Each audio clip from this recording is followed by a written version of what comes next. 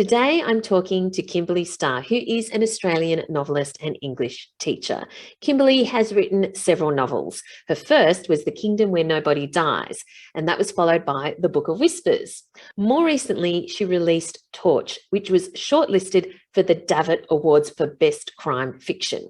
And now, her latest novel is The Map of Night, which is about a woman who goes missing and a husband who doesn't raise the alarm. Thank you so much for joining us today, Kimberly. Thank you. Thank you for having me. I'm excited to be here. I'm talking about my new book. Yes, I'm excited about your new book, The Map of Night. Now, for readers who haven't got a copy yet, tell us what it's about. Well, The Map of Night is about a woman who goes missing, as it says on the cover. She's an astronomer and she lives in a small town in rural Victoria. So she's been there raising her daughter and working on an old telescope that she's updating. So where the story starts, she goes for a walk. She goes missing. It's not giving too much away. I think it's there basically the preliminary information to say that she falls into an old mine shaft. This is gold mining land, and all around the place there are mines from the 19th century that were never gazetted, and people really don't know where they are. And she follows her dog. He goes off the trail where she's walking him. She falls into a mine shaft and she thinks that people will come looking for her. And they don't. So that's where I started. It's funny that that's what ended up as the question on the cover, why isn't anyone looking? Because it's not my first novel, but it is the first time that my very first idea for the novel became the one that stayed on the cover. Now, one of the reasons no one comes looking for her is, and this isn't really giving anything away because it's apparent from, page one, her husband thinks that she's left him. So why did you want to explore all of that? Well, it is deeply about relationships. So it's about their relationship as a married couple and their relationship with their child at a time that all of their lives are changing. So Gabby is old enough to go to high school. Justin is focusing on his career and going into Parliament. And Lucy is wanting to step back into the more scientific part of her career as an astronomer after having spent some time doing something that was a little bit more casual, working on the refurbishment of an old telescope while Gabby was little. So the two parents are wanting to reclaim more of their life now that their child is a little older. And I think that there are a lot of people go along various parts of their lives assuming that everything is okay. It probably even, without going too personally into things themselves, I divorced myself, and there was that sense of realizing in retrospect that my relationship had not been quite what I thought it was, without suggesting that any of my former partners would leave me abandoned in a mine shaft. That's just, I think it's what Lucy experiences as the real surprise in her relationship, that Justin doesn't go looking for her. And I think there are other ways that he doesn't go looking for her also. Like, he doesn't really care anymore about her career. It's not that he wants to keep her down in a gender specific way. It's just that he has his own interests, and that's really all he has. And so he genuinely thinks that she's left, not necessarily for the whole story, but he genuinely believes that she's left. And that's because he sort of judges her through his own perspective of, he thinks that she's leaving, that this is what people who leave do, and he's lost trust in her. So he thinks that something strange is going on. And he doesn't realise that it's the land itself. It's not Lucy that's responsible for that. It's set in Bonus in the Yarra Valley, but is that a real place? It's based on a real town, but I changed the name because it's based geographically on a real town, but I've taken bits of all sorts of towns. Some of them are significantly closer to Melbourne. So it's gold mining territory. It's in the gold mining area, which is quite a substantial part of inland inland Victoria, but I've taken bits from different places to create my own town because I wanted to make an electorate because one of my characters is running for Parliament, and I just wanted to play around with it too much to make it a real place. Yes. So your main character, Lucy, is an astronomer, and her husband is the one who's running for Parliament. He's an ophthalmologist. Why did you pick those professions, and why did you want that setting? Well, I mean, you know, those circumstances. Well, I think the political background comes from my own childhood, where my father was political. He wasn't a member of Parliament, but he was involved in the background of electoral politics. And so quite a bit of my own youth was on the hustings, as we used to call it, handing out how to vote cards and things as a child. I sort of wanted to play around with that a bit as an idea for my other character, Gabby, their daughter, for what her experience is. I also wanted a broad overview of the area where they live in a way that I think was fitted in with Justin. He wants power, he wants control. That ties in a little bit to the idea of ownership of the land, I think. And one of his ways of asserting that he will regain the power and control that his family once had is by attempting to go into Parliament.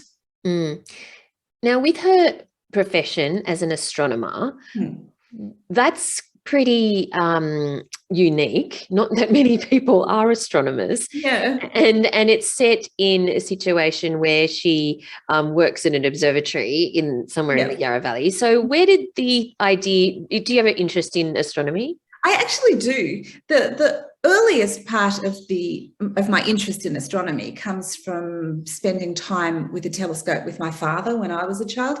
Okay. When I was little, my dad used to take myself and my brother out into the backyard, and we had this little telescope and we used to look up at the stars. So he showed us the rings of Saturn, and he showed us Jupiter's moons and things like that, and even the Milky Way. We did live in the country, and where I am now is very close to Melbourne and the city, and the Milky Way, we've lost the sense of it, of why it's called Milky. But when I was a child, we lived in the country and the stars were bright and the Milky Way was really rich and creamy. You could see why it had that name.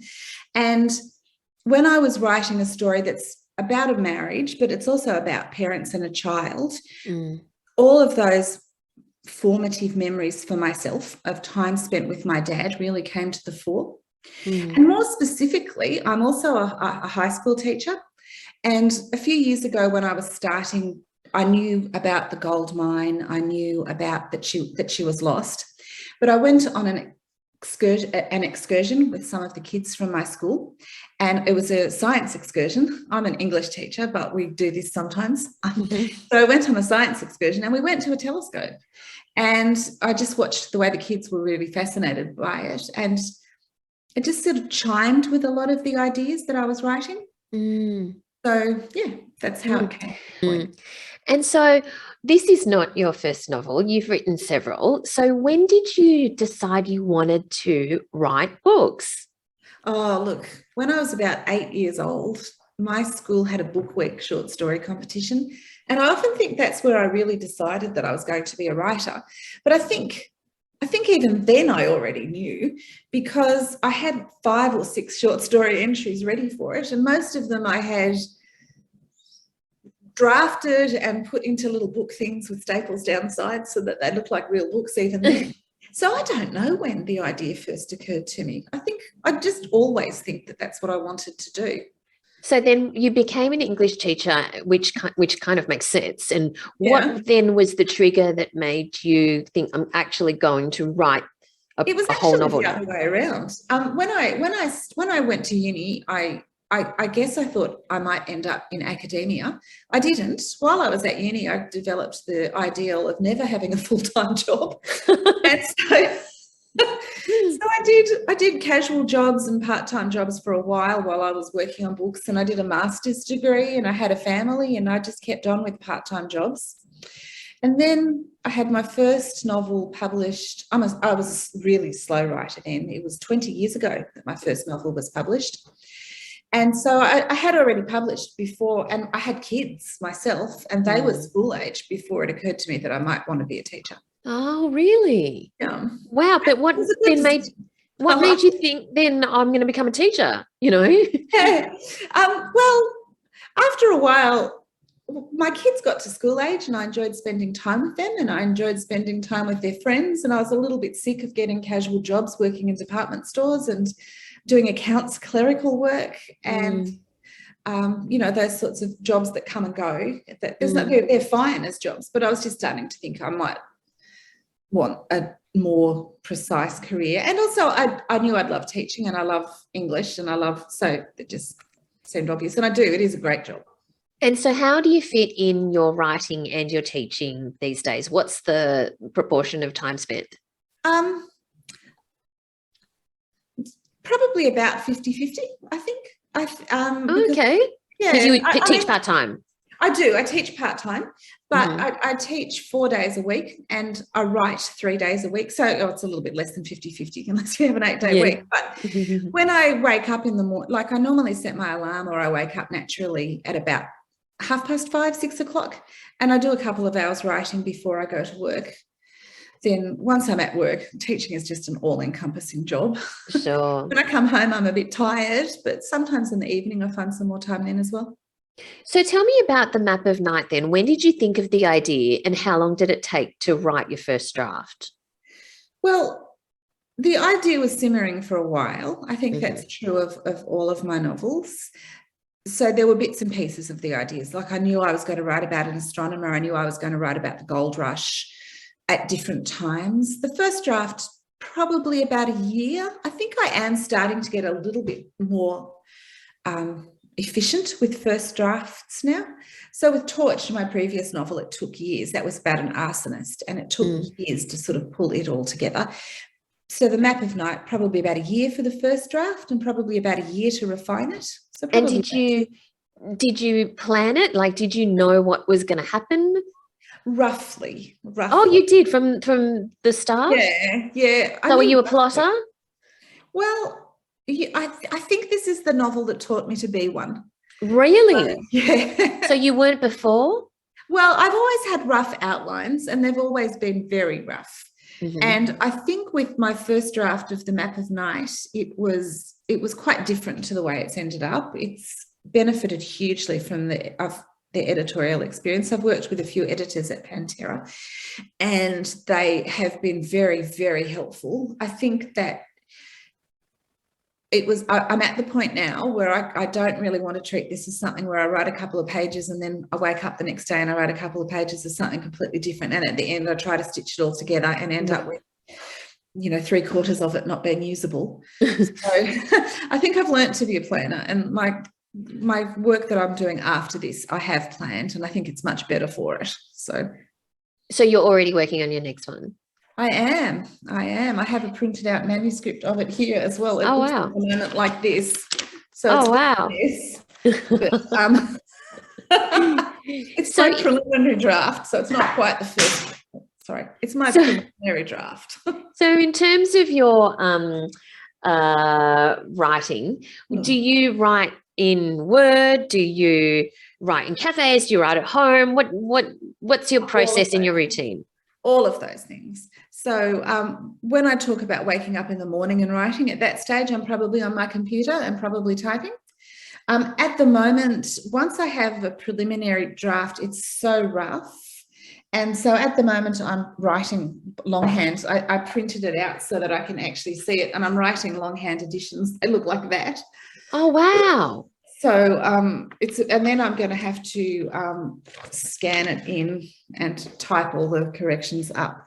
But I just find, this is something I talk about with my students, I just find that writing accesses a better part of my brain creatively. Do you mean writing longhand? Writing longhand. So do you write your first draft, your preliminary draft in longhand, not just your editions, but your actual? No. I probably plan in longhand, and then when I've got a detailed plan, then I'll type, and then I'll print out my typed up preliminary draft, which is about that was about 50,000 words. So it's about half of it. So in fleshing it out, which is really, I think, where the more interesting work comes, the character development, the descriptions, things like that.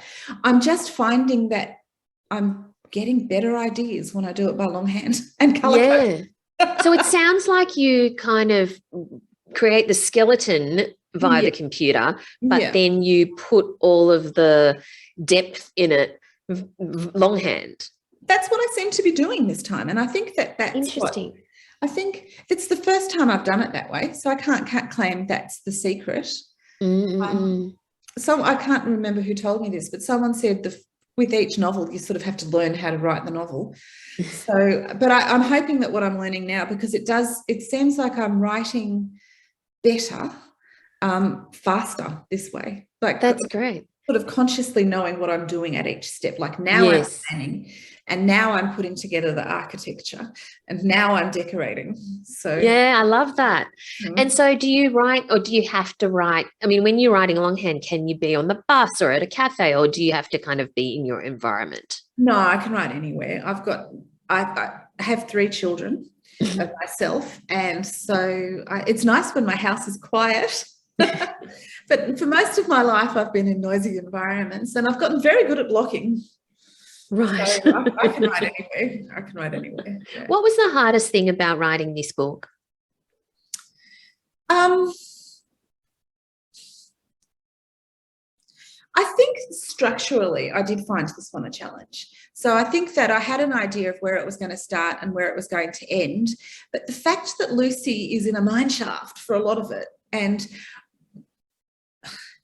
I think I tried, like, it's not my first novel. I knew I was trying something hard with the fact that my characters were going to be separated. And so I knew that I was going to have to use alternative ways of structuring the narrative. So working out exactly what they were going to be, what those ways were going to be, was probably the hardest thing. And I didn't work it all out in the first draft. That was something I really needed to talk about with my editors. Now I'm really happy with it. I'm really proud of it. I'm really happy with it. But that was difficult.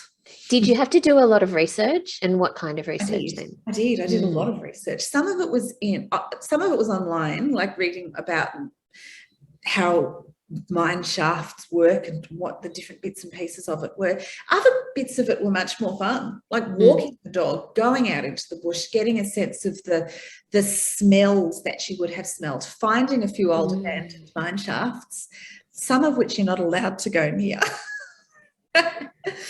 And are they cordoned off? Some of them are, but some of them are almost, well, some of them are in the suburbs. So they're behind fences and you can get in. Like, you don't have, it's not like an extremely sneaky thing to do to get in. You're not breaking and entering or anything. But there's just like the odd warning sign, and then you're in the land where there's mine shafts. Did you go down any? I didn't go very far down the ones like that. Like those ones I tended to look at from the outside. So I went to Valhalla out in rural Victoria, where there are old mine shafts and they are protected by heritage orders and things like that. And because I'm a little bit claustrophobic. Oh. My family would say I'm crazily claustrophobic. Okay. When I was in them, I wanted to really make sure that every part of them was going to stay up. So for the parts where I went deeper underground, I went to places like that. Wow. Okay. But apart from researching mine shafts, did you do other kinds of research? I did. I went around to gold mining towns, and I bought a lot of books about the gold mines and about the ways Australia's society was structured in those days, even though that was just the background. I just wanted to know. I felt like I got a better feeling for the town, for knowing how it evolved during that time, and also for the political parts, for how candidates were chosen and how the election was run. I actually sat down with my dad and had a couple of really long, detailed interviews about what his job used to be. I'm really grateful I did that. Yes. The book is dedicated to him, because he died last year, so after I had done the first draft, but before any of the beautiful things like the cover were designed. And talking to him as a research was really very, gave me an insight on my own relationship with him and my own childhood. Wow. It was great, yeah. You say that you write a rough outline. So the premise you started with, though, was a lady or someone who goes down a mine shaft. But there's so much else, obviously, that happens after that. So does that come to you through a period of time where you just have to percolate on it and think about it and actually work out what happens to this story? Or is that something that happens as you're writing your outline? No, it definitely has to percolate. I think the outline is much more of a general thing. But there are things when I'm going through the story where I realize that Lucy is down in the mine shaft, and I think about what Gabby's life is going through while her mum is there, and the drama of Gabby's life, that I really need to be writing to see all the details, the conversations, the dialogue, and see where that sparks off. So my outline's probably 5 pages, and it's a grid outline. Like, I can show you my outline. I'll just it's not that long. 5 pages is not that long. No, and I sort of write it like that, with what's going to happen in each chapter, and sometimes bits of it like that, where what's going to happen to each character in each chapter. So right. So let's just go back to that table. You kind of had a table there, and I'll bring it up. And is it kind of like is that a scene by scene breakdown, or say what's? It's a chapter by chapter breakdown, right? And the main things that need to happen. But what are the columns then? The columns are. This one is the main character and where it's set. Right. And this column is what information I need to share in that particular chapter. Oh, like the function of the chapter. Yeah. Mm-hmm. And this column is other characters who are involved and what I need to learn about them. Right. And this column, actually, when I look at it, I'm thinking, this is a good idea. This column is questions that the chapter raises that I need to answer later on. So it's really brilliant. The character, my major character and answers, my other characters and questions, I suppose. Yes, so that's fascinating. So is that step 2 after you write the 4 or 5 pages, and then the 4 or 5 pages look like that? Oh, really? So your outline is a grid of sorts. It's a table that is so systematic. That is incredible. Not very many words in it, so it's just it's character. It's firstly character, and then it's plot, and the other because the setting is there at the start. So then it's characters and plot. So so that is so systematic and so fantastic because well, because if it had been like that, it would have taken me much less time to write. Well, so that's the first time you've done it that way, is that right? Oh, okay. So it makes so much sense, because not only is it clear what the setting is, obviously, and what the characters are doing, it articulates the function of that chapter, and it articulates the questions that the chapter raises, which is brilliant, because then you can go back and see that they're answered as well. So how did you come upon this system? Well, I think, like I said, I think the Map of Night taught me this. I think after I went through and I had a first draft that was a little unwieldy, and also I had everything I wanted in it, but too much, and it was in the wrong order, and I had to, shuffle around with the structure a lot to get to the point where I'm so happy with it, but it was a lot of work to get it there. But I did, while I was doing that, I now know, this is my 4th novel, so I now know a lot more about what sort of person I am as a writer, and knowing that, what steps can I take to make my next project. It's not shortcuts. It's more just knowing what I need to do in a methodical way and doing that, rather than wasting my time on the other stuff. That's absolutely brilliant. Wow. Okay. That's I really love that. Because it makes so much sense, and a lot of authors do say that even if they maybe start out as pantsers, after several books, they just want to become more efficient, and they kind of end up doing some level of plotting. I think that's probably it. I think you've probably caught me just at that point where I'm moving across to, I don't want to lose any of those ideas that come when you're completely free. So I don't want to be nailed down to anything.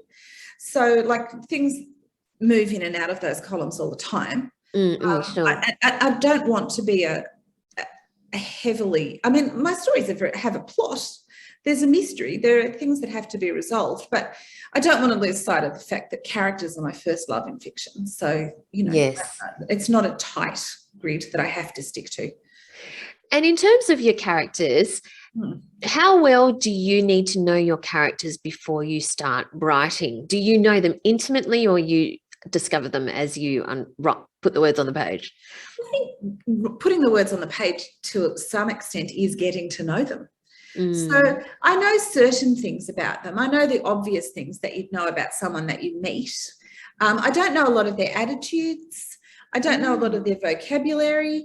Those things that really personalize them as characters, I get to know as I write them. And then when I get to the end, I have, one of the main editing things is going back to the beginning and making sure that the person that I now know really well is there right from the start. Now, you lived not far from the Yarra Valley previously, and this is set in the Yarra Valley. And I actually lived in the Yarra Valley for 3 years, and so I was reading this, going, is it that the Mechanics Institute that I'm thinking of, or the Mechanics School of Arts, whatever, and all of that. So, have you? And it's a small town, all right? Have you had people say, did you write about me? Was that about so-and-so? Was that about... No. Look, I know people who have that, who talk about that and say that that happens to them all the time, that people that they know think that they're in their books. And maybe people whisper that behind my back. I've never had anyone ask that. I don't think my characters are like anybody that I know. So I think... no, I haven't had anyone ask that. All right.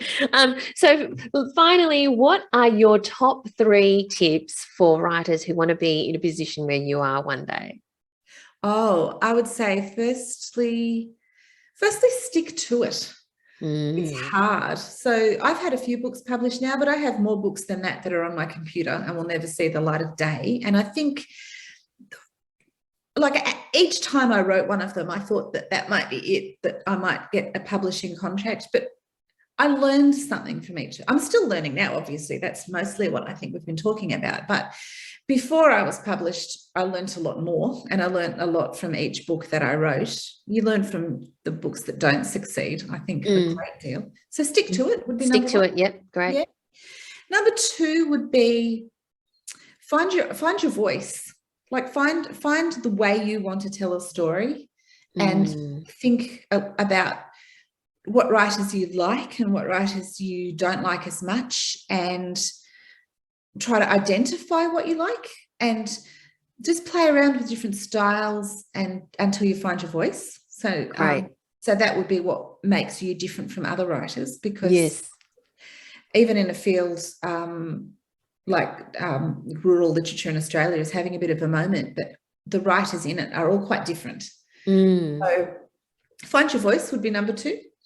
And number 3 would be, find some other writers to be friends with. I have over the years belonged to a few different writing groups, and right now most of the writers I know, we used to share a lot of work in progress to give each other advice. We don't do that so much anymore, but we do share publishing stories and where we're up to, and things like that help you build a little bit of a community. So find other people who I love it. Your passion. Yeah. So important. Well, congratulations on your book, The Map of Night by Kimberley Starr. Thank you so much.